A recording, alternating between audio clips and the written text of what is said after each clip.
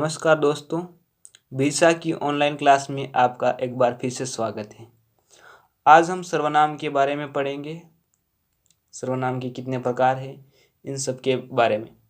तो दोस्तों, आप हमारे वीडियो को लाइक कर दो, शेयर कर दो और सब्सक्राइब कर दो और अधिक से अधिक व्हाट्सएप एवं फेसबुक ग्रुप पे शेयर कर दो।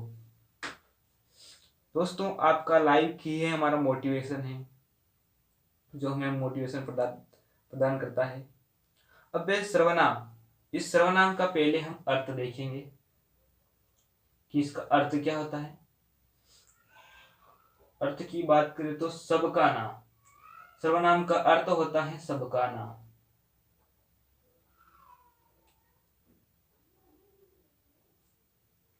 सबका नाम यानी सबके नाम के को एक शब्द में जिसको बोलते हैं वही सर्वनाम है।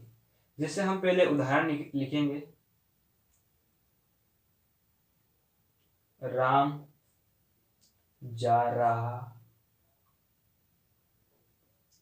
है। फिर दूसरा उदाहरण है, शीला जलेबी खाती है। मोहन दौड़ता है।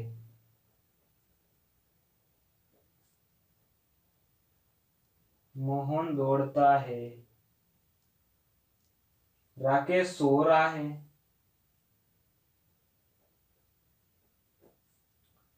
सो रहा है। मीना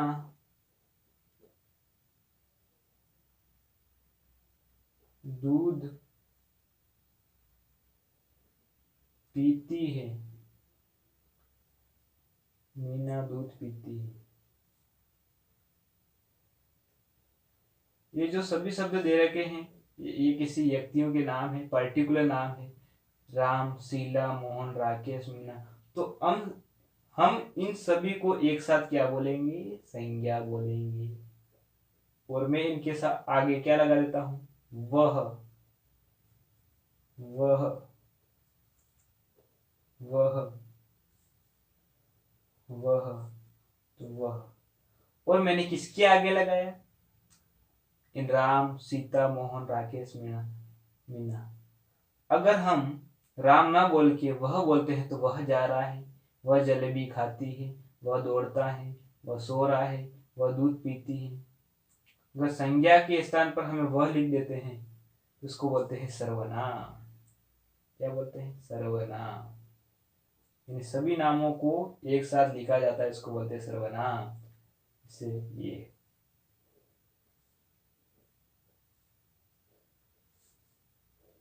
यानी संज्ञा के स्थान पर जो भी प्रयुक्त होते हैं उसे सर्वनाम कहते हैं। तो दोस्तों, आपने परिभाषा भी याद कर ली और इनको समझ भी लिया बड़ी आसानी से। यानी संज्ञा के स्थान पर जो भी शब्द प्रयुक्त किए जाते हैं, पुनरावृत्ति को रोकने के लिए बार बार राम शब्द न लिखकर वह ऐसे सर्वनाम शब्द लिखा जाता है, जिससे हमारे पढ़ने की आसानी रहती है। अब तो भी फिर हम एक बार छोटे रूप में परिभाषा भी देखते हैं। परिभाषा, संज्ञा के स्थान पर प्रयुक्त होने वाले शब्दों को सर्वनाम कहते हैं। संज्ञा के स्थान पर प्रयुक्त होने वाले शब्द, संज्ञा के स्थान पर प्रयुक्त होने वाले शब्द को हम सर्वनाम कहते हैं। ठीक है। अब सर्वनाम कहाँ का यूज होता है उसके बारे में भी हमको जानकारी होना चाहिए कि सर्वनाम कहाँ कहाँ लगते हैं। इसके लिए हम नोट डाल के लिखेंगे। सर्वनाम कहाँ लगेगा? सर्वनाम कर्ता के स्थान पर, कर्ता के स्थान पर, उसके बाद कर्म के स्थान पर, कर्म के स्थान पर, कर्म के स्थान तथा पूरक स्थान पर प्रयुक्त होते हैं। पूरक स्थान पर प्रयुक्त होते हैं, यह होता है। सर्वनाम कहाँ का प्रयुक्त होता है? तो कर्ता के साथ लगता है, कर्म के साथ लगता है, या पूरक स्थानों के साथ कर्ता का यूज हो जाता है। हम किसी भी सेंटेंस में देखेंगे तो इन्हीं स्थानों पर होगा, या तो कर्ता के स्थान पर होगा, या कर्म के स्थान पर होगा, या पूरक स्थानों पर होगा। जैसे हम उदाहरण देखते हैं। पहला उदाहरण, राम जयपुर गया, वह वहां हवा महल देखेगा। क्या करेगा? हवा महल देखेगा। तो राम जयपुर गया और वह किसके लिए आया? राम के लिए आया।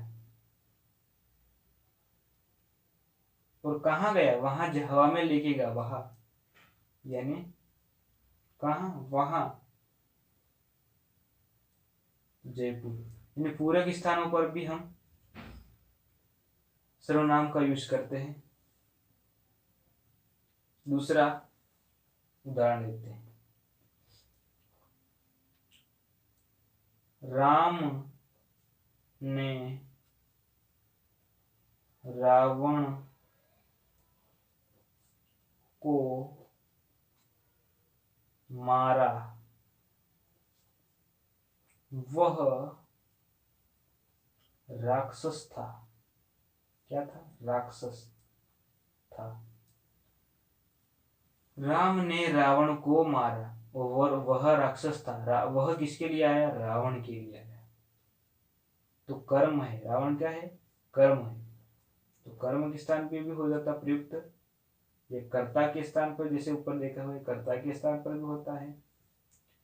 यह होता है पूरक स्थानों के प्रयोग होता है। दोस्तों एक बार पहले स्क्रीनशॉट ले लो आप, इसके बाद फिर हम आगे बढ़ते हैं।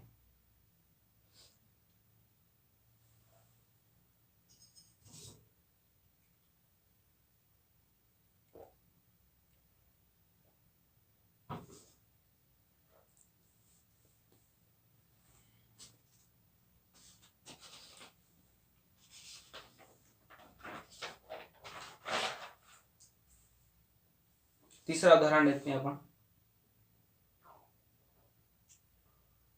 वह कौन है? तो ये क्या है? पूरक है। वह कौन है? ये पूरक सर्वनाम।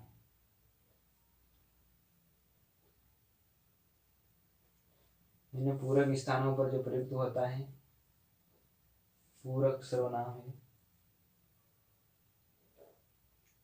अब सर्वनाम के प्रकार देखेंगे हम कि सर्वनाम के कितने प्रकार होते हैं। तो सर्वनाम के प्रकार होते हैं 6। कितने होते हैं? 6। इसको याद रखिए, याद लिखते हैं पहले। और कैसे याद रखते हैं इसकी ट्रिक भी मैं बताऊंगा बड़ी आसानी से।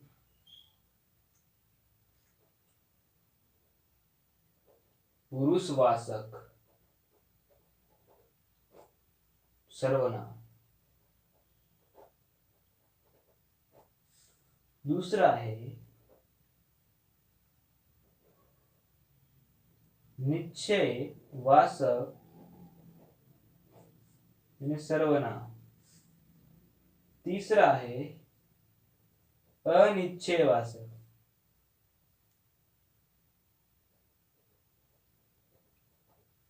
अनिश्चयवाचक सर्वनाम। चौथा है प्रश्नवाचक सर्वनाम।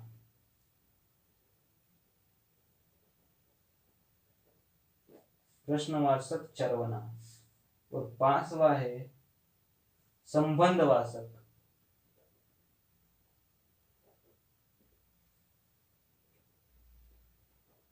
संबंधवाचक सर्वनाम। और 6वां और अंतिम है निजवाचक सर्वनाम।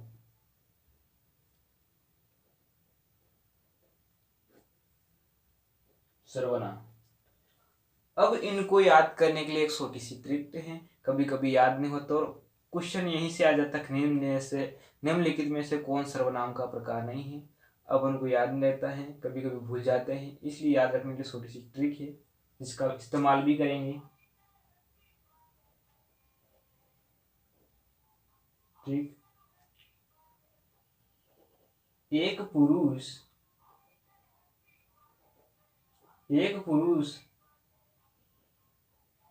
निज प्रश्न के संबंध में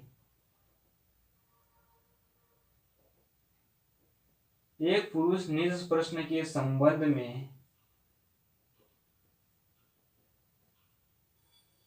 निश्चय से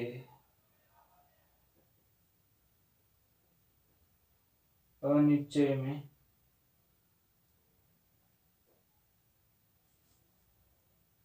डूबा। एक पुरुष से पुरुषवाचक सर्वनाम, निज से निजवाचक सर्वनाम, और प्रश्न से प्रश्नवाचक सर्वनाम, और संबंध से संबंधवाचक सर्वनाम, और निश्चय से निश्चयवाचक सर्वनाम, और अनिश्चय से अनिश्चयवाचक सर्वनाम। एक पुरुष निज प्रश्न के संबंध में निश्चय से अनिश्चय में डूबा। इसलिए इस हिसाब से हम इसको बड़ी आसानी से याद कर लेंगे। इसके बाद हम पुरुषवाचक सर्वनाम पढ़ेंगे।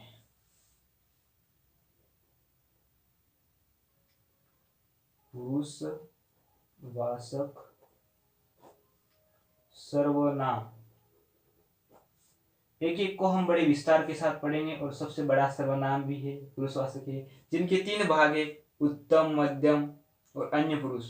तो हम पहले पढ़ेंगे उत्तम पुरुष। और उत्तम पुरुष कौन होता है? उत्तम यानी सबसे उत्तम कौन होता है? मैं स्वयं सबसे उत्तम, यानी जो बोलने वाला, यानी वक्ता को हम बोलने